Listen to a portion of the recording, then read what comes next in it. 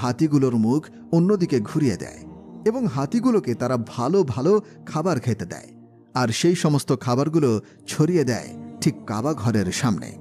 হাতিগুলো তখন সেই খাবারের লোভে আবারও কাবা ঘরের দিকে এগিয়ে যেতে থাকে। এদিকে আব্দুল মুত্তালিব অনেক চিন্তিত হয়ে পড়েন। ভারাক্রান্ত মন নিয়ে আব্দুল মুত্তালিব কাবা ঘরের সামনে চলে আসেন। কাবা ঘরের দরজায় একটি শিকল ছিল। আব্দুল মুত্তালিব সেই শিকলটিকে শক্ত করে চেপে ধরে আর কাবা ঘরের দরজার উপরে মাথা রাখে। এরপর মহান আল্লাহ তাআলার কাছে দোয়া করে বলে, হে আল্লাহ, এই ঘর তোমার, আর এই ঘরকে রক্ষা করার দায়িত্ব তোমার। আমরা তো শুধুমাত্র এর গোলাম, তোমারই বান্দা। আমাদের পক্ষে আর কিছু করা সম্ভব হচ্ছে না।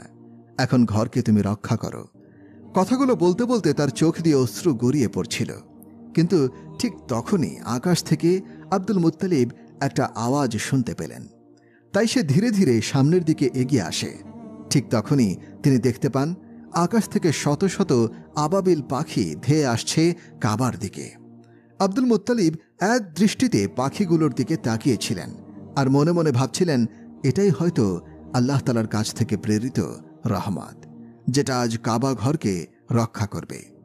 তা না হলে এত আবাবিল পাখি কেন এখানে আসছে? আবার প্রতিটা পাখির কাছে 3টা করে একই পাথর ছিল, একটি তাদের মুখে আর বাকি দুটি পাথর তাদের পায়ে। আব্দুল মুত্তালিব দেখতে পান সমস্ত আবাবিল পাখি কাবা শরীফে ঘিরে ফেলেছে, এমনকি তারা সেখানে কাবা শরীফ তাওয়াফ করছে। তখন তিনি বুঝতে পারেন যে পৃথিবীর কোনো শক্তি আজ কাবা শরীফকে ধ্বংস করতে পারবে না।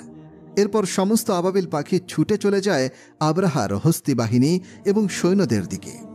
আবরাহার সেনাবাহিনীরা আবাবিল পাখিগুলো দেখে অনেক ভয় পেয়ে যায়।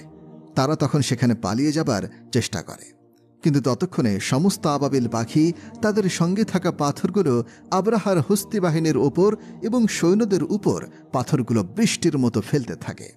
ফলে দেখা যায় প্রতিটি পাথর সৈন্যদের শরীর ভেদ করে ঢুকে যাচ্ছে। এতে মুহূর্তের মধ্যেই সকল সৈন্যরা মারা যায়। এমনকি আবরাহা এখানেই মারা গিয়েছিল। আল্লাহ তাআলা এই কাফেরদের ধ্বংস করে দেন মহান আল্লাহ রব্বুল আলমিনের নিজস্ব কুদরতের মাধ্যমে। এই ছোট ছোট পাখি দিয়ে ধ্বংস হয়েছিল 60,000 সৈন্য এবং 13টি হাতি। এমনকি এই ঘটনার বর্ণনা দেয়া হয়েছে পবিত্র কোরআনের সূরা আল ফিলে, যেখানে বলা হয়েছে, তুমি কি দেখোনি তোমার প্রতিপালক কাবা ঘর ধ্বংস করতে আসা হস্তি বাহিনীর সাথে কিরূপ আচরণ করেছিলেন? তিনি কি তাদের চক্রান্ত নস্যাৎ করে দেননি? তিনি তাদের বিরুদ্ধে পাঠিয়েছিলেন ঝাঁকে ঝাঁকে আবাবিল পাখি।